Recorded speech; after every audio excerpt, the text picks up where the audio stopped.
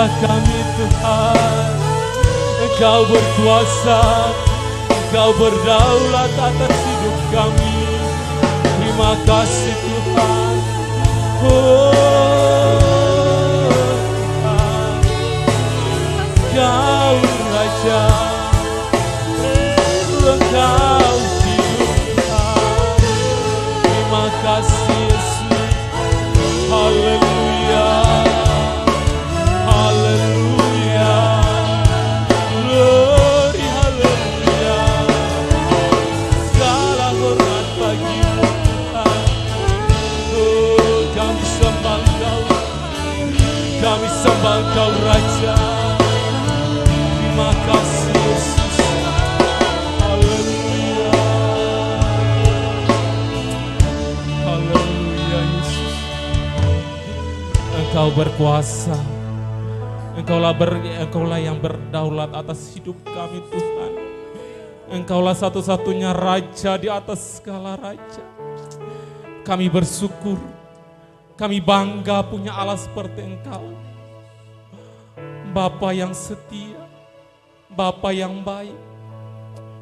Terima kasih Tuhan, Engkau telah menang atas maut dan hidup untuk selama-lamanya. Dan memberikan kami suatu pengharapan yang pasti di dalam Engkau. Terima kasih Tuhan Yesus. Terima kasih, kami serahkan hidup kami sepenuhnya ke dalam tangan Tuhan. Tuhan urapi setiap kami yang ada. Urapan yang daripada surgawi Tuhan turun atas setiap kami Tuhan. Agar kami dengan bebas, dengan leluasa untuk lebih lagi memuji dan membesarkan nama Tuhan. Terima kasih Tuhan, kiranya kuasa kegelapan, kuasa iblis yang ingin mengganggu jalannya ibadah kami sore hari ini. Kami satu hati, kami hancurkan kuasanya di dalam nama Tuhan Yesus Kristus. Biarlah kuasa-Mu saja memenuhi tempat ini. Terlebih memenuhi di setiap hati, pikiran, kehidupan kami. Agar kami dengan bebas memuji dan membesarkan nama Tuhan. Terima kasih Tuhan, kami serahkan jalannya ibadah kami saat sore hari ini. Dari awal pertandingan sampai akhirnya ke dalam tangan Tuhan. Dan kami siap untuk memuji Engkau. Di dalam nama Tuhan Yesus Kristus kami berdoa dan mengucap syukur. Haleluya. Amin. Puji nama Tuhan. Masih semangat untuk memuji Tuhan? Tentu masih semangat. Kita mau lebih lagi memuji Tuhan. Kita mau angkat pujian. Haleluya Yesus. Sebab Dia hidup. Ada hari esok yang penuh harapan bagi kita semua. Haleluya Yesus. Sebab Dia hidup. Ada hari esok. Sebab Dia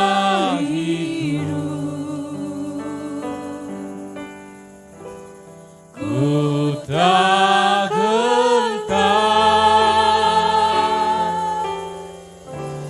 karena ku tahu Dia pegang hari esok. Hidup jadi berarti sebab Dia hidup.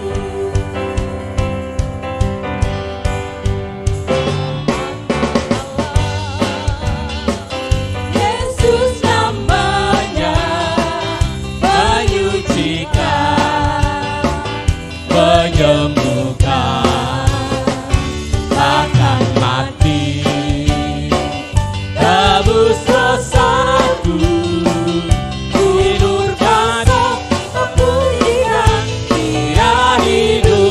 Dia hidup, sebab Dia hidup. Pada hari esok, sebab Dia hidup. Ku tak gentar karena ku tahu Dia pegang hari esok. Hidup jadi berarti Allah, Yesus namanya. Yesus namanya menyucikan,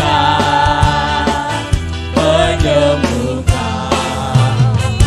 bahkan mati, tebus dosaku, kubur kosong membuktikan Dia hidup, sebab Dia hidup,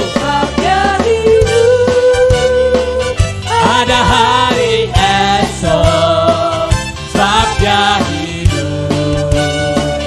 Ku takkan taat karena ku tahu Dia pegang hari esok.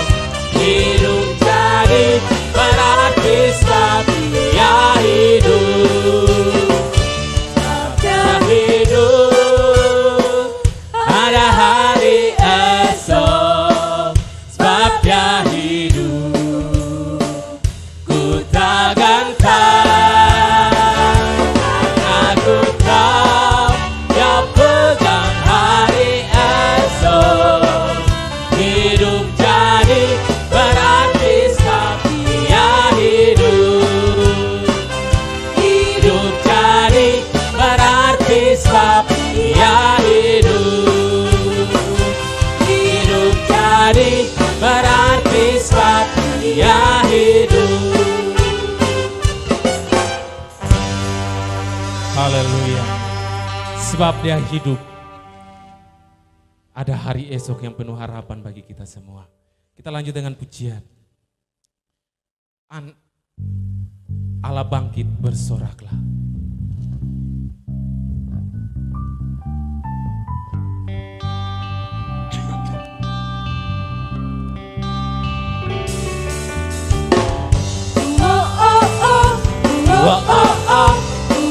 Kekuatanmu ya Allah, tunjukkanlah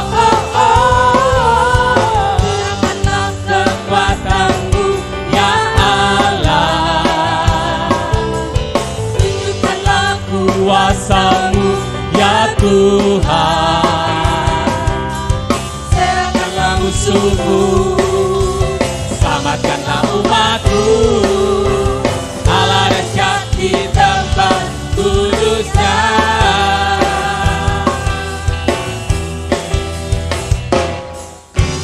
Serahkanlah kekuatan-Mu ya Allah, tunjukkanlah kuasa-Mu ya Tuhan. Serahkanlah musuh-Mu, selamatkanlah umat-Mu. Allah dahsyat di tempat kudus-Nya. Allah bangkit, bersoraklah. Hey! Allah bangkit, bernyanyilah. Musuh dikalahkan, umat-Nya dibebaskan. Allah dahsyat di tempat kudus-Nya.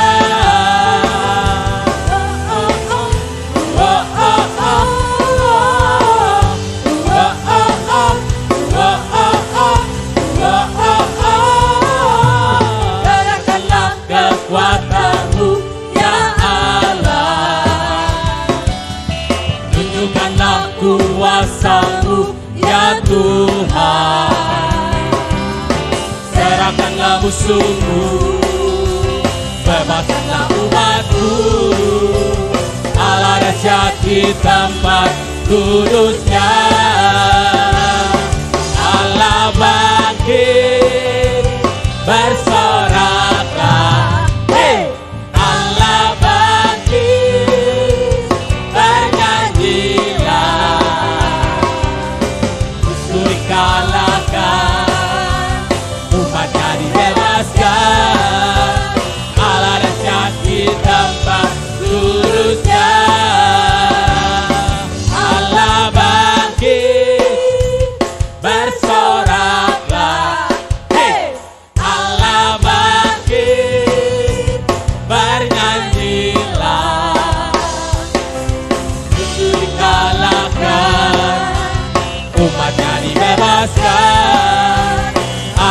dahsyat di tempat kudusnya.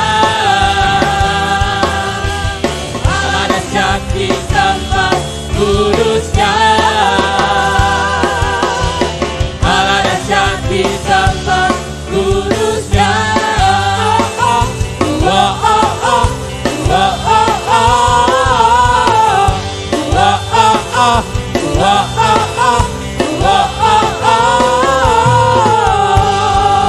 Beri kemuliaan bagi Tuhan. Haleluya. Kita sudah memuji Tuhan. Tiba saatnya kita akan siapkan hati kita untuk mendengarkan firman Tuhan. Kita angkat pujian, harapanku di dalam-Mu. Terima kasih Tuhan Yesus. Harapan kami hanya ada di dalam Engkau Tuhan. Haleluya. Engkaulah satu-satunya harapan yang pasti yang kami miliki dalam hidup ini. Kami bersyukur Tuhan.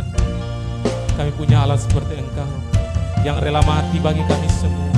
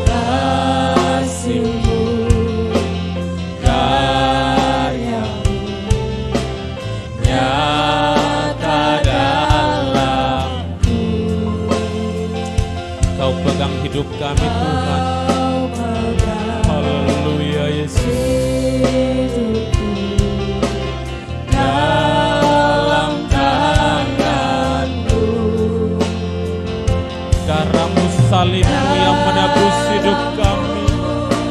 Salib-Mu tebus hidupku. Nama-Mu berkuasa, sanggup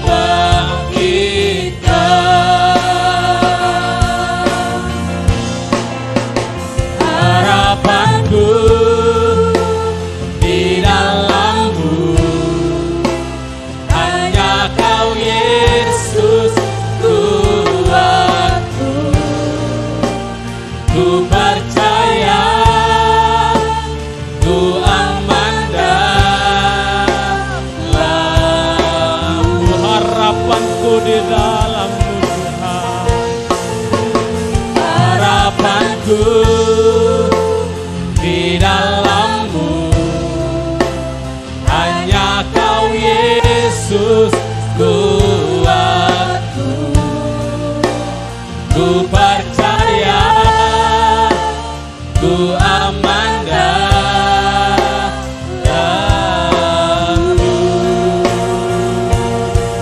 Tak pernah gagal rencana-Mu dalam hidup kami Tuhan. Rencana-Mu terangi hidupku, kuasa-Mu sempurna. Pengharapanku takkan hilang,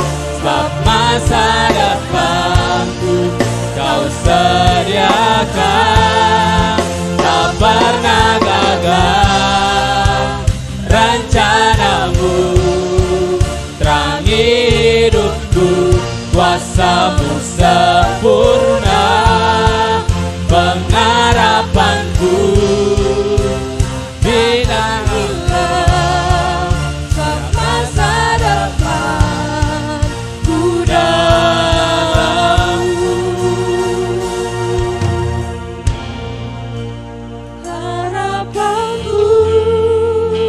Harapan kami hanya di dalam-Mu Tuhan. Hanya Kaulah Yesus, Tuhan dan Raja kami. Kami percaya, kami aman hanya di dalam Engkau. Terima kasih Yesus.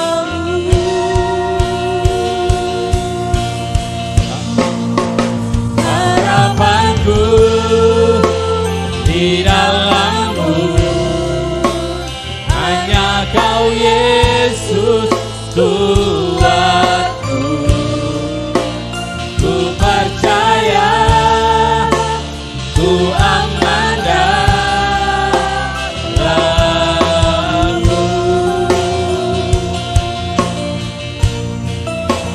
Ku percaya, ku aman dalam-Mu.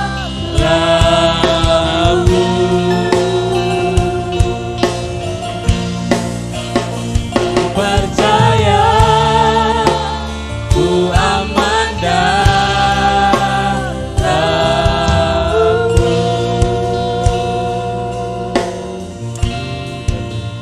Dengan kasih Kristus, Tante Yani masuk kita dalam doa untuk menyambut firman Tuhan. Haleluya. Pengharapan kami hanya di dalam Engkau Tuhan. Kami tidak sia-sia berpengharapan kepadamu karena kami tahu bahwa saat ini Engkau bangkit, Engkau menang atas setiap maut. Dan kami menjadi orang-orang yang menang karena kami di dalam Tuhan. Terima kasih Tuhan, terima kasih. Setiap pujian yang sudah kami naikkan, kami persembahkan kehadirat-Mu. Dan bila ini semua boleh menjadi suatu persembahan yang hidup, yang kudus, yang berkenan di hadapan Tuhan. Terima kasih Bapa di surga. Kami siapkan hati kami saat ini untuk kami terima kebenaran firman Allah. Kami rindu firman Allah boleh terus menguatkan kami. Kami percaya pengharapan kami bukan hanya sekedar pengharapan, tetapi janji Allah, janji dari pengharapan kami Tuhan buktikan di dalam setiap kehidupan kami. Terima kasih. Engkau sudah rela mati, bahkan Engkau bangkit saat ini menang untuk kehidupan kami. Terima kasih Bapa di surga, memberkati buat hamba-Mu yang sebentar lagi akan menyampaikan firman Allah. Urapi dengan kuasa Roh Kudus-Mu. Nyatakan apa yang menjadi isi hati-Mu bagi setiap kehidupan kami, agar kami semakin hari semakin mengerti apa yang Tuhan kehendaki dalam setiap kehidupan kami. Dan sekalian kami saat ini, kami mau duduk diam terima kebenaran firman-Mu. Kami bersyukur, kami siap terima firman-Mu di dalam nama Tuhan kami Yesus Kristus. Haleluya. Amin. Haleluya. Puji Tuhan. Selamat sore Bapak Ibu, selamat berjumpa dan salam sejahtera dalam kasih Tuhan Yesus Kristus. Selamat merayakan Hari Raya Paskah, hari kemenangan untuk orang percaya. Paskah, Yesus bangkit, orang percaya hidup dengan penuh pengharapan. Tuhan memberkati. Tema firman Tuhan sore ini berbicara tentang kebangkitan Tuhan mendatangkan harapan bagi orang percaya. Ya, apa temanya?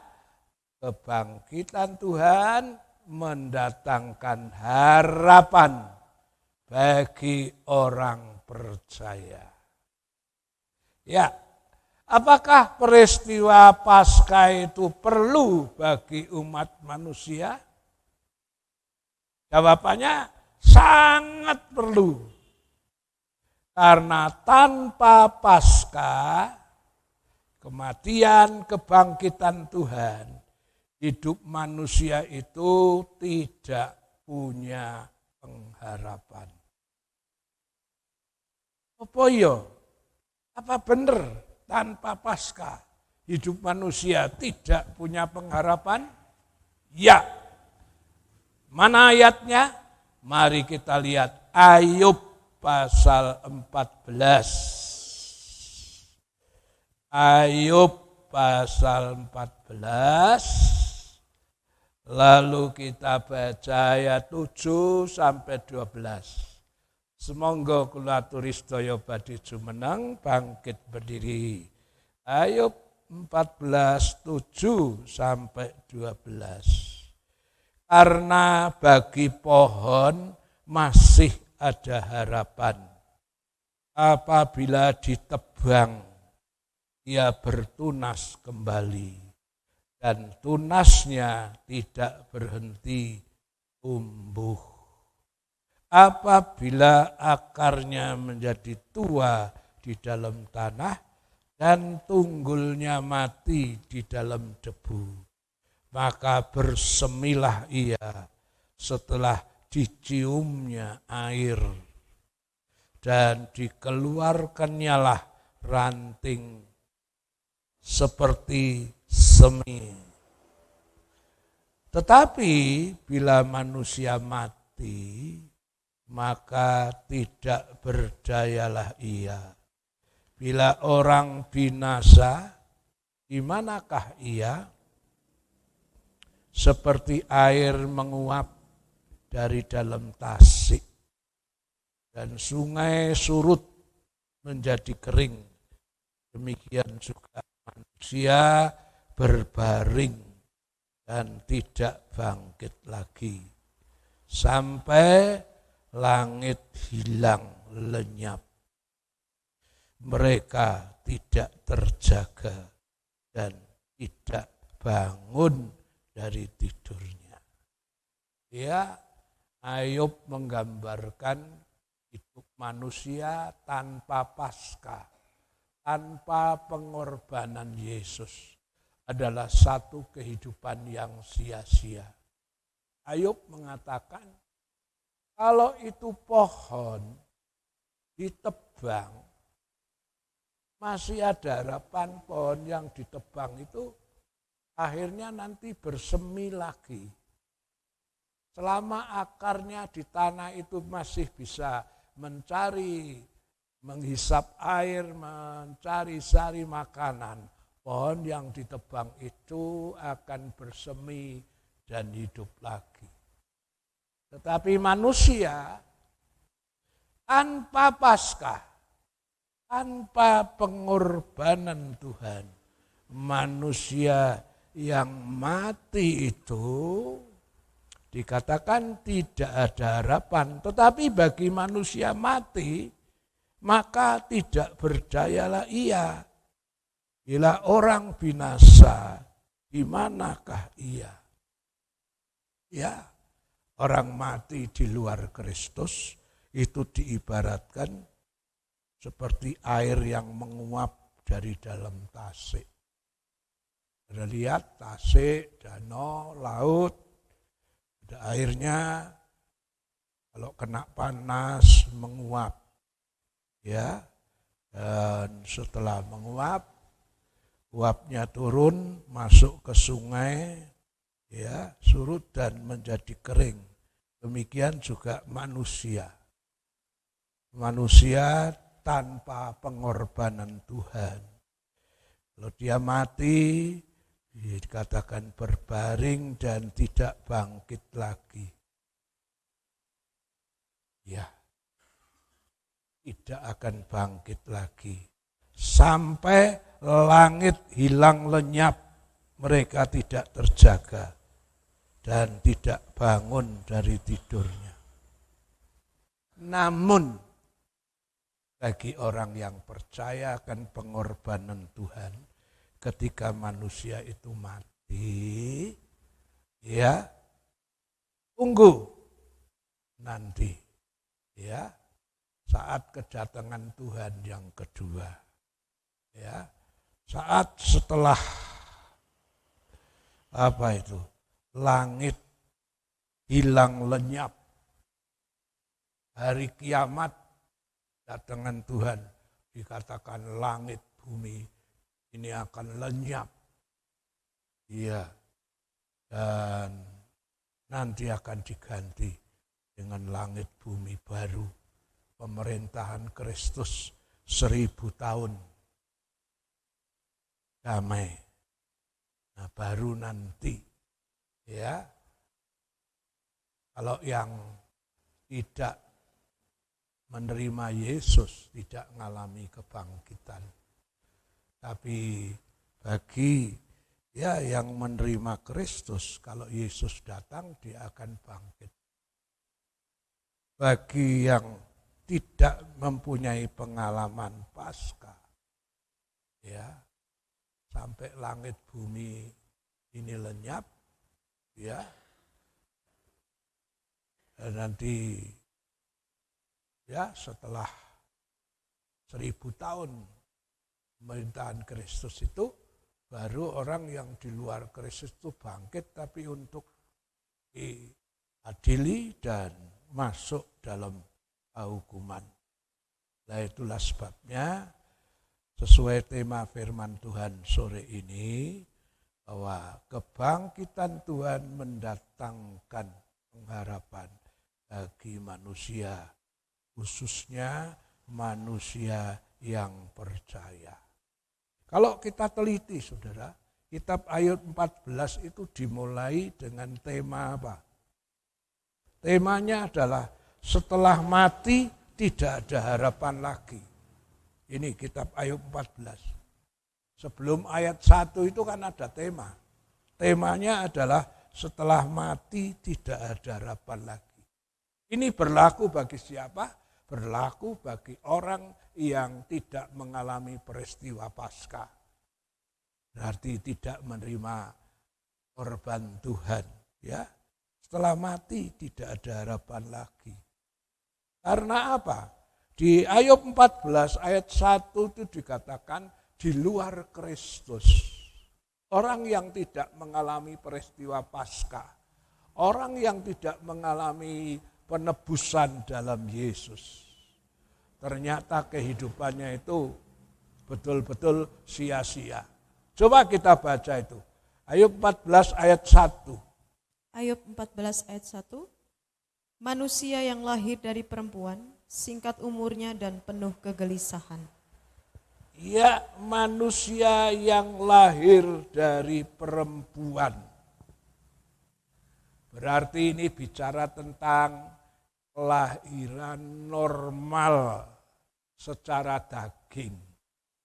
Ya, kelahiran normal secara daging, semua orang dilahirkan oleh perempuan. Nah, kalau hidupmu, hidupku, ya, hanya ngalami satu kali lahir, yaitu kelahiran secara daging yang dilahirkan oleh perempuan, maka hidup ini sia-sia. Kenapa kok sia-sia? Karena di sini diterangkan kelahiran normal secara jasmani yang dilahirkan oleh seorang perempuan itu hanya menghasilkan apa? Menghasilkan singkat umurnya. Umurnya terlalu pendek, singkat. Ya. Zaman biyen wis ana umur ratusan. Ya. Mencapai 900 lebih. Kesininya zaman Nuh umur manusia tinggal 120. Akhir zaman umur manusia menurut Mazmur 90 tinggal 70, 80, kalau lebih sudah bermacam-macam penderitaan. Singkat sekali, saudara. Kalau bisa 100 tahun itu saja, berarti cuma 1/10 harinya Allah. Jadi umur 100 itu nek di depan Tuhan itu singkat banget, wong nek 100 geming 1/10 harinya Allah. Ya, sudah umurnya singkat, lalu dikatakan penuh dengan kegelisahan. Ora ana ketenangan, ora ana kedamaian. Terjemahan lama, penuh dengan penderitaan. Ya, inilah warna hidup manusia secara daging. umurnya singkat, penuh penderitaan. Nah itulah sebabnya, saudara lihat kenapa kalau bayi lahir itu kok nangis. Normalnya kan gitu, nah tidak bisa nangis tuh biasanya malah dijungkir, ya ditaboki gitu, supaya sama bidannya. Nah kalau sudah bisa nangis, lah baru wah ini bayi sehat. Tidak ada ceritanya bayi lahir itu tertawa. Mungkin kalau ada bayi lahir tertawa, orang tuanya malah yang takut. Orang normal, sing normal itu bayi lahir itu nangis. Kenapa nangis? Itu simbol bahwa dunia itu lembah air mata. Ya. Manusia yang hanya lahir sekali, yaitu lahir secara daging itu, umurnya singkat, penuh penderitaan. Dunia itu akeh susah. Ya. Itulah sebabnya lahir bayi nangis. Nah, setelah dia nantinya mati, orang yang tidak mengalami peristiwa Paskah di luar Kristus, setelah dia mati, menurut Ibrani pasal 9 ayat 27, orang itu dihadapkan kepada hukum.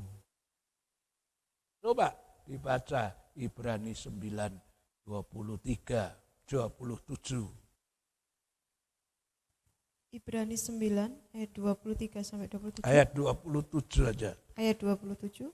Dan sama seperti manusia ditetapkan untuk mati hanya satu kali saja, dan sesudah itu dihakimi. Manusia satu kali harus mati.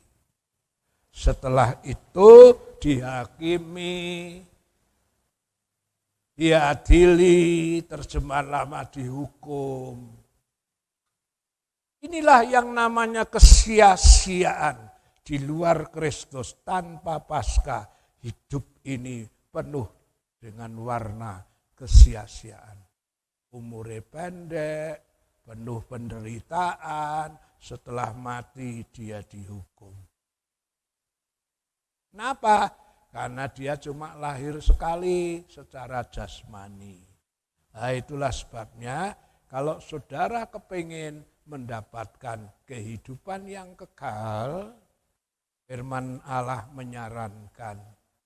Tuhan Yesus ngomong sama Nikodemus, kau harus dilahirkan kembali. Karena tanpa dilahirkan kembali, kamu tidak akan melihat kerajaan sorga. Tolong Yohanes 3 ayat 3 sampai 5. Yohanes 3 ayat 3 sampai 5. Yesus menjawab katanya, aku berkata kepadamu, sesungguhnya jika seorang tidak dilahirkan kembali, ia tidak dapat melihat kerajaan Allah. Kata Nikodemus kepadanya, bagaimanakah mungkin seorang dilahirkan kalau ia sudah tua? Dapatkah ia masuk kembali ke dalam rahim ibunya dan dilahirkan lagi? Jawab Yesus, aku berkata kepadamu, sesungguhnya jika seorang tidak dilahirkan dari air dan roh, ia tidak dapat masuk ke dalam kerajaan Allah. Ya, seorang harus dilahirkan kembali. Kalau cuma lahir sekali, lahir secara jasmani tok, tidak punya pengalaman kelahiran secara rohani, ya, yang dilahirkan oleh air dan roh. Ya, kelahiran yang dikerjakan air dan roh itu firman dan Roh Kudus yang membuat orang itu bertobat. Ya, kalau tidak mengalami ini, kamu tidak akan melihat kerajaan Allah. Iya. Kalau cuma lahir sekali, lahir secara jasmani, tanpa menerima korban penebusan Kristus, tidak ada pengalaman dilahirkan kembali, hidup ini penuh dengan sia-sia. Ya, seperti halnya orang zaman Nuh. Orang zaman Nuh itu hidup hanya menuruti hawa nafsu.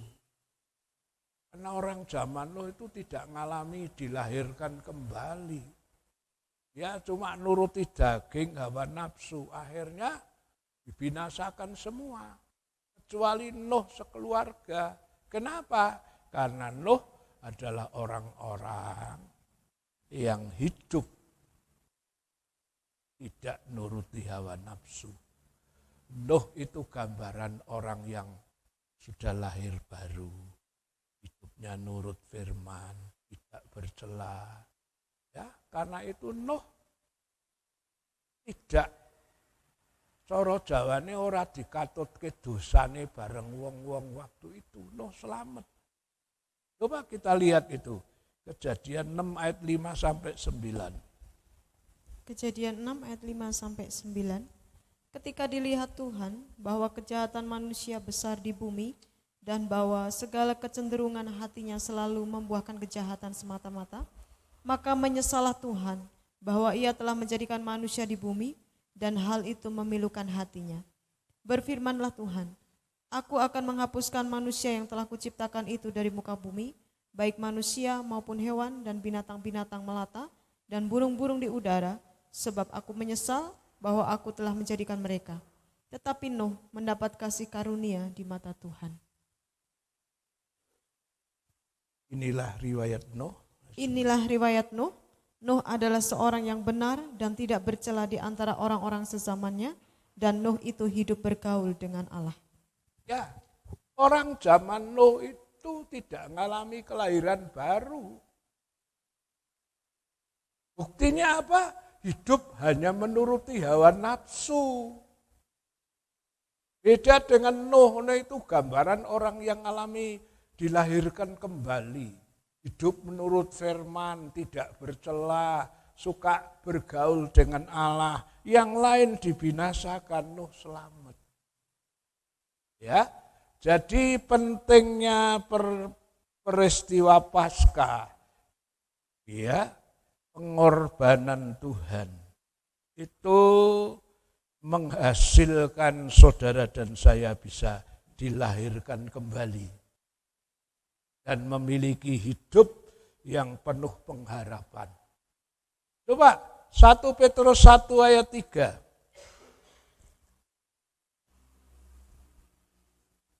1 Petrus 1 ayat yang ketiga. Terpujilah Allah Bapa dan Bapa Tuhan kita Yesus Kristus, yang karena rahmat-Nya yang besar telah melahirkan kita kembali oleh kebangkitan Yesus Kristus dari antara orang mati kepada suatu hidup yang penuh pengharapan. Ya, lahiran kembali yang dikerjakan oleh firman dan roh itu hasil Paskah. Hasil kematian kebangkitan Tuhan. Terpujilah Allah Bapa Tuhan kita Yesus Kristus, yang karena rahmat-Nya yang besar telah melahirkan kita kembali. Tuhan Yesus bilang, kalau kamu tidak dilahirkan kembali, kamu tidak bisa melihat kerajaan Allah. Apalagi masuk, lihat saja enggak bisa. Kamu harus dilahirkan kembali. Dan kelahiran kembali ini yang dikerjakan oleh firman roh, ini adalah hasil dari Paskah. Hasil dari kematian kebangkitan Yesus dari antara orang mati. Ya, dan kelahiran kembali lewat peristiwa Paskah itu mendatangkan hidup yang penuh dengan pengharapan.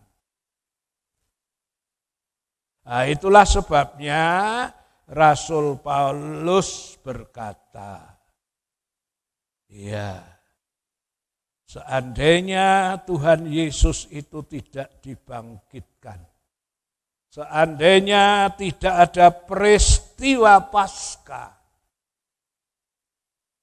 Yesus mati kalau tidak bangkit, ya percuma. Podo karo nabi-nabi yang lain itu mati terus.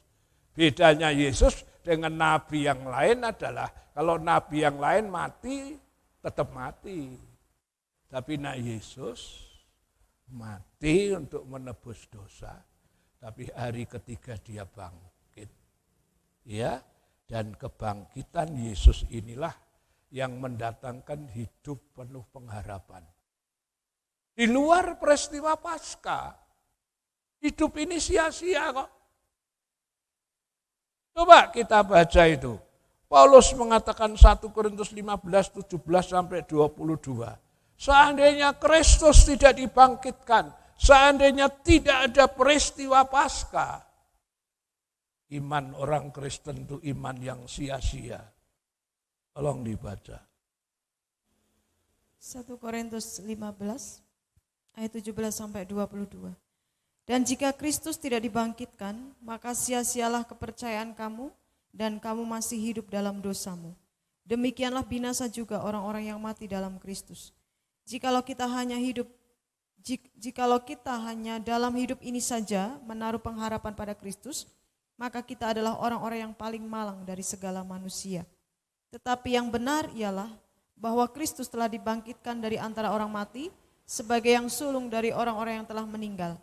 Sebab sama seperti maut datang karena satu orang manusia, demikian juga kebangkitan orang mati datang karena satu orang manusia. Karena sama seperti semua orang mati dalam persekutuan dengan Adam, demikian pula semua orang akan hidupkan kembali dalam persekutuan dengan Kristus. Iya, Paulus bilang, dan jika Kristus tidak dibangkitkan. Kata dibangkitkan berarti Yesus pernah mengalami mati. Tapi tidak mati terus, lalu dibangkitkan.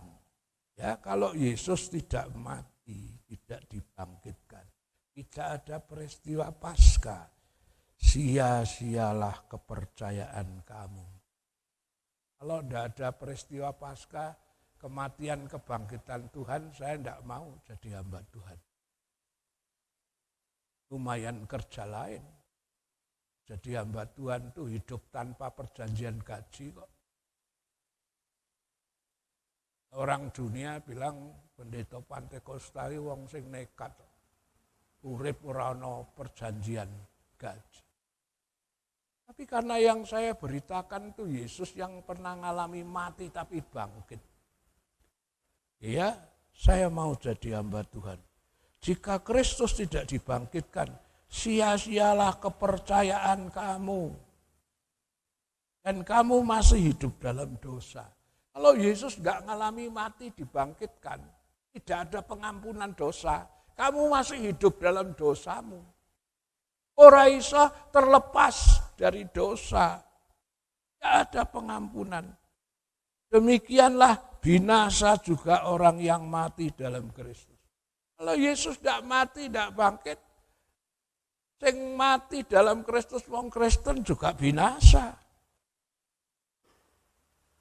Kalau selanjutnya bilang, jikalau hanya dalam hidup ini kamu menaruh pengharapan kepada Kristus, maka kita adalah orang yang paling malang. Dadi wong Kristen ku ming pangarep-arepe adalah kehidupan dalam dunia, yaitu berkat-berkat jasmani, makan, minum, pakai, rumah, fasilitas lain di dunia. Sia-sia. Kamu adalah orang yang paling malang, karena berapapun kekayaan kita akhirnya kita tinggalkan ketika kita meninggal. Buat apa kalau cuma jadi Kristen mencari hal-hal yang duniawi? Duniawi enggak menyelamatkan, duniawi sementara. Tapi karena Kristus dibangkitkan, maka ada berkat lain yang lebih penting, yaitu berkat kebangkitan. Sama seperti maut didatangkan oleh seorang manusia, di dalam Adam kita mengalami kematian.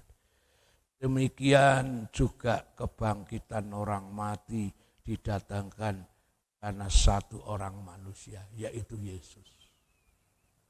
Iya, jadi Paskah mendatangkan hidup yang penuh pengharapan. Karena melalui Paskah, saudara ditebus dari kehidupanmu yang sia-sia. Coba baca itu 1 Petrus 1, 18-19. 1 Petrus 1, 18-19. Sebab kamu tahu bahwa kamu telah ditebus dari cara hidupmu yang sia-sia, yang kamu warisi dari nenek moyangmu, itu bukan dengan barang yang fana, bukan pula dengan perak atau emas, melainkan dengan darah yang mahal, yaitu darah Kristus yang sama seperti darah anak domba, yang tak bernoda dan tak bercacat. Kamu telah ditebus dari cara hidupmu yang sia-sia, dari nenek moyangmu.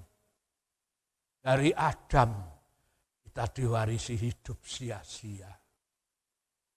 Adam mewariskan hidup sia-sia, lahir hanya untuk mati dan menerima hukuman. Inilah hidup sia-sia. Adam mewariskan itu. Tapi saudara sudah ditebus dari kehidupan yang sia-sia melalui pengorbanan Yesus. Anda dilahirkan kembali. Ya. Ini hasil pengorbanan Yesus. Supaya kita terbebas dari kutuk, dari hukuman, bahkan dari kematian kekal. Ya. Karena menurut suratan baik itu Kolose maupun suratan Korintus dikatakan bahwa kematian itu adalah musuh terakhir dari manusia. Coba kita lihat Kolose 2, 13, 14. Kolose 2 ayat 13 dan 14. Kamu juga, meskipun dahulu mati oleh pelanggaranmu dan oleh karena tidak disunat secara lahiriah, telah dihidupkan Allah bersama-sama dengan Dia, sesudah Ia mengampuni segala pelanggaran kita, dengan menghapuskan surat hutang yang oleh ketentuan-ketentuan hukum ditiadakannya, dengan menghapuskan surat hutang yang oleh ketentuan-ketentuan hukum mendakwa dan mengancam kita, dan itu ditiadakannya dengan memakukannya pada kayu salib.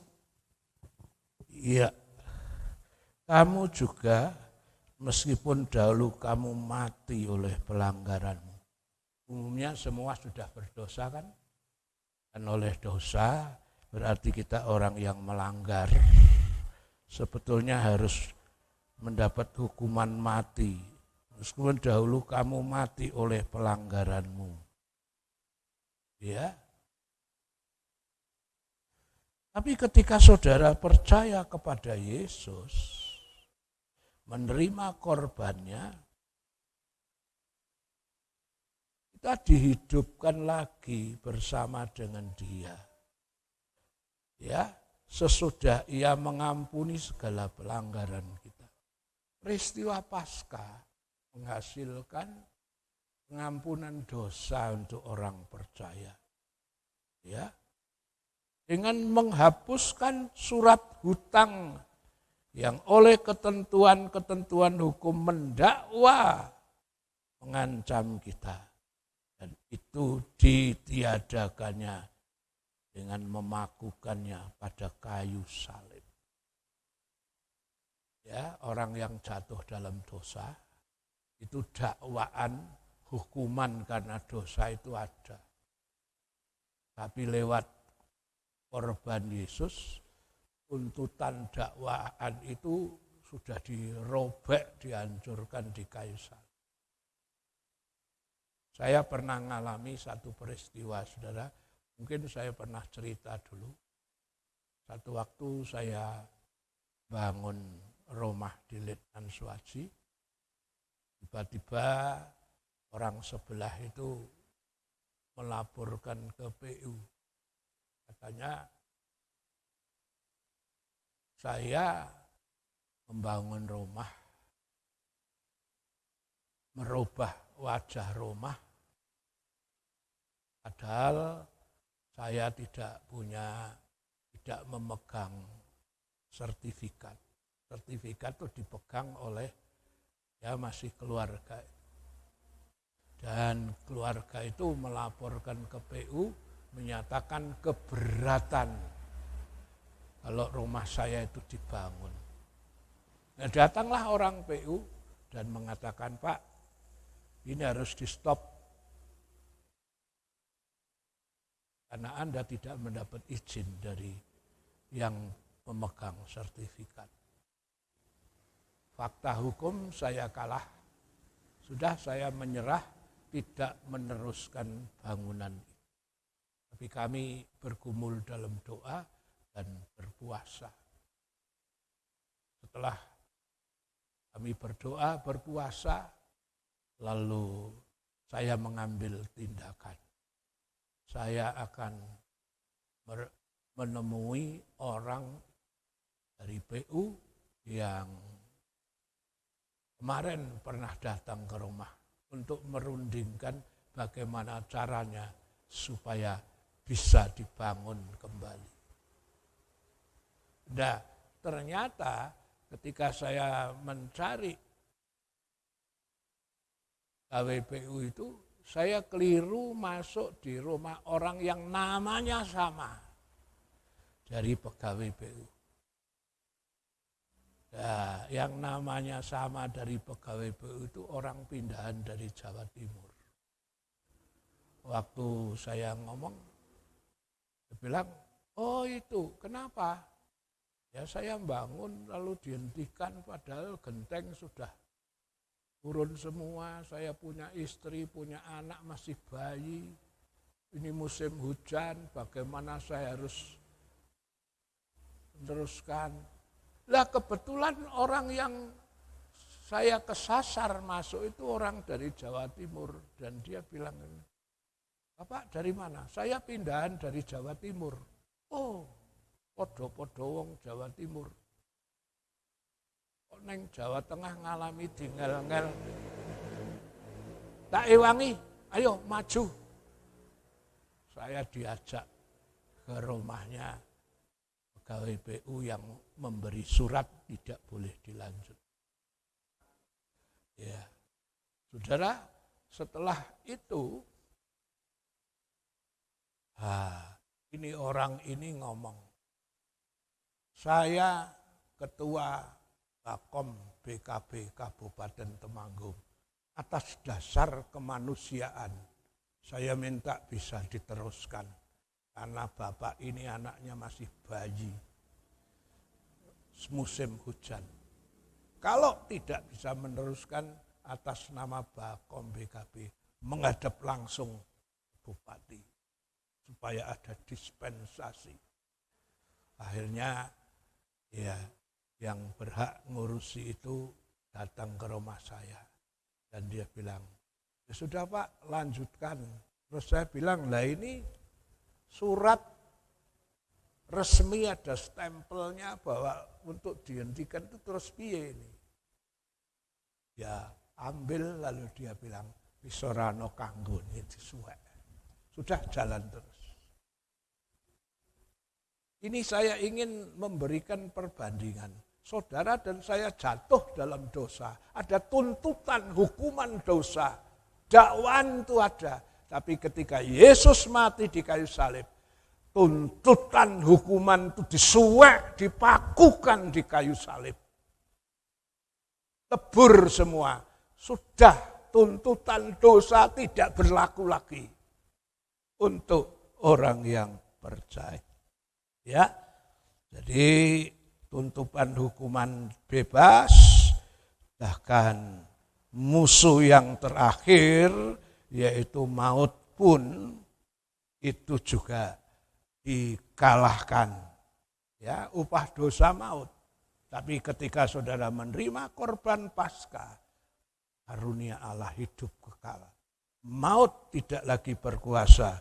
1 Korintus 15:55, tolong. 1 Korintus 15 ayat 55. Hai maut, di manakah kemenanganmu? Hai maut, di manakah sengatmu? Hai maut, di mana kemenanganmu? Hai maut, di manakah sengatmu? Maut sudah tidak punya kuasa untuk orang yang ditebus oleh pengorbanan Yesus di kayu salib. Sebagai tanda bukti bahwa maut dikalahkan lewat pengorbanan Yesus, kita akan melihat satu contoh kecil yang menggambarkan kematian, kebangkitan Yesus mengalahkan maut. Contoh kecil, Matius 27, 51 sampai 53. Matius 27, 51 sampai 53.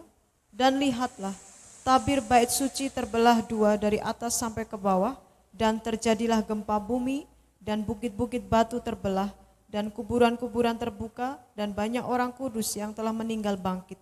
Dan sesudah kebangkitan Yesus, mereka pun keluar dari kubur, lalu masuk ke kota kudus, dan menampakkan diri kepada banyak orang. Ya, waktu Yesus mati, apa yang terjadi? Ada gempa bumi. Bukit-bukit batu terbelah. Dan apalagi kuburan orang percaya itu terbuka. Nah, nanti pada hari ketiga Yesus bangkit, kuburan orang percaya yang tadinya terbuka itu, orangnya keluar dari kubur, lalu masuk ke kota kudus atau Yerusalem. Nah, ini contoh kecil kematian Yesus dan kebangkitannya mengalahkan maut. Sebagai contoh kecil, waktu Yesus mati, terjadi gempa bumi, kuburan terbuka, orang yang mati dalam Kristus itu, orang kudus yang percaya itu, kuburannya terbuka. Nah, waktu Yesus bangkit, orang yang mati kuburannya terbuka ini lalu bangkit, masuk ke Yerusalem dan ketemu dengan orang banyak. Ya, itu contoh kecil. Karena di situ dikatakan banyak atau beberapa orang. Artinya tidak semua, tapi ada banyak, beberapa orang kudus, orang percaya bangkit. Bangkitnya kapan? Saat Yesus bangkit dari kematian. Ini simbol contoh kecil. Ya, kalau saudara wong sing biasa pengalaman adol mbako ki saurunge mbako disetor nang gudang. Contohnya dulu. Ya. Ketotannya contohnya dicontohke. Iki lho modele kaya regane pira. Lah waktu Yesus mati dan bangkit itu ada beberapa orang, itu contoh kecil bahwa kematian kebangkitan Tuhan mengalahkan maut. Orang yang mati dalam Kristus itu bangkit. Ya. Nah, kenapa kok bangkitnya setelah Yesus bangkit? Karena ketentuannya, walaupun Yesus mati kuburan sudah terbuka, orangnya kelihatan hidup, tapi bangkit keluar dari kuburannya waktu Yesus sudah bangkit. Kenapa? Karena ketentuannya Yesus merupakan sulung kebangkitan.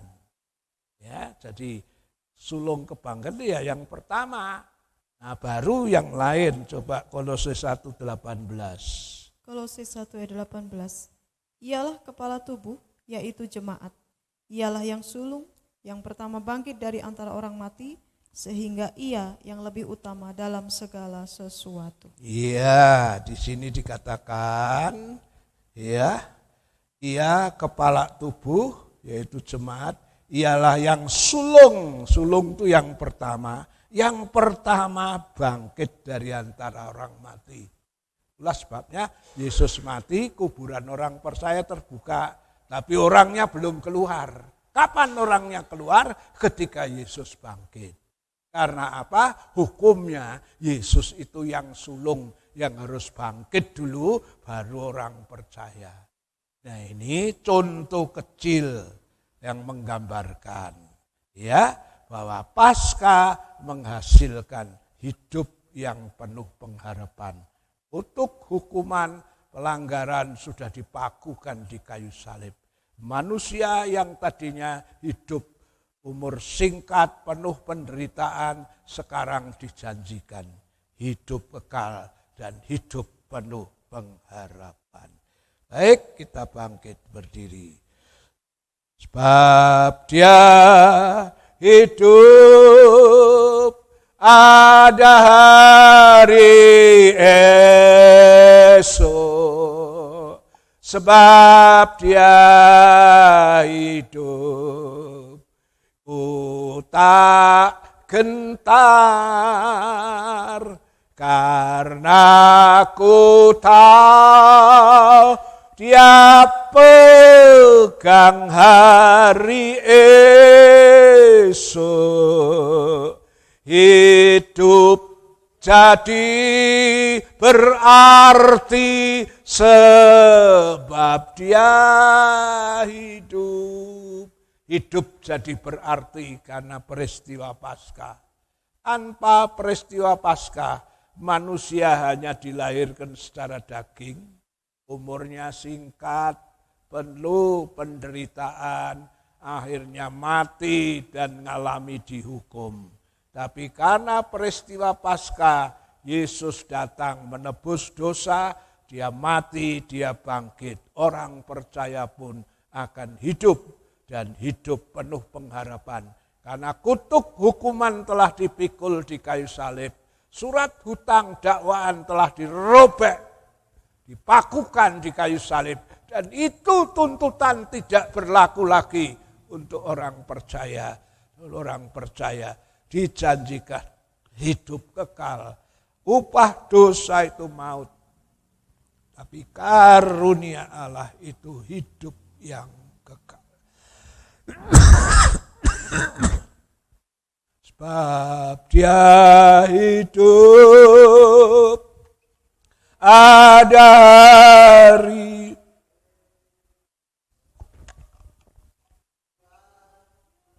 hidup, ku tak gentar, karena ku tahu Dia pegang hari esok. Hidup jadi berarti sebab Dia hidup. Kami mengucap syukur untuk firman yang sudah disampaikan, memberitahu bahwa Paskah kebangkitan Tuhan mendatangkan harapan bagi orang percaya. Dulu kami hidup dalam dosa, hidup yang sia-sia, menghasilkan hidup penuh kesusahan, penderitaan. Setelah itu kami dihukum di dalam hukuman neraka. Tapi kami bersyukur lewat korban kematian kebangkitan Tuhan, kami dihidupkan. Ya, untuk dibawa kepada kehidupan kekal. Karena upah dosa maut, tapi karunia Allah hidup kekal. Terima kasih Tuhan untuk kebenaran firman-Mu. Dalam nama Tuhan Yesus. Haleluya. Amin. Sebentar kita terima perjamuan suci, yaitu tubuh dan darah Tuhan. Biarlah kita akan menerima perjamuan suci dengan iman, percaya, dan menghargai korban Tuhan. Sebelum kita menerima perjamuan suci, akan saya bacakan dulu ayat perjamuan suci. Matius 26 ayat 26-28. Ya. Sementara mereka itu makan, ya, kita angkat tubuh Tuhan dengan tangan, sementara mereka itu makan, diambil oleh Yesus roti, diberkatinya, lalu dipecah-pecahkannya, serta diberikan kepada murid-murid sambil berkata, ambillah, makanlah, inilah tubuhku. Roti yang sudah diberkati, Tuhan bilang ini tubuhku, dagingku. Ya, karena itu kita menghargai ini korban Tuhan. Tubuh Tuhan yang dihancurkan di kayu salib itu menghasilkan pengampunan dosa, supaya ketika saudara makan minum perjamuan suci, saudara menjadi satu dengan Tuhan untuk dibangkitkan pada hari kiamat. Mari kita akan sama-sama makan dalam nama Bapa, Putra dan Roh Kudus, dalam nama Tuhan Yesus Kristus.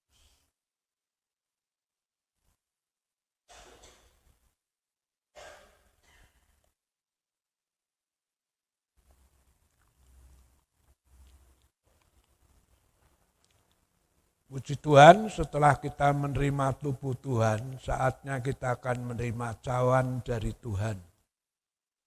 Saya bacakan ayatnya, lalu diangkatnya cawan minuman, diucapkannya syukur, serta diberikan kepada mereka sambil berkata, minumlah kamu sekalian dari cawan itu, karena inilah darahku, darah perjanjian baru yang ditumpahkan karena orang banyak, jalan keampunan dosa. Darah Yesus itu jalan keampunan dosa. Karena itu sebelum kau minum, hening sejenak, akui segala dosamu, bertobat, minta ampun, supaya darah Yesus itu membasuh, menyucikan kita dari segala kejahatan. Dalam nama Bapa, Putra dan Roh Kudus, dalam nama Tuhan Yesus Kristus, kita sama-sama minum.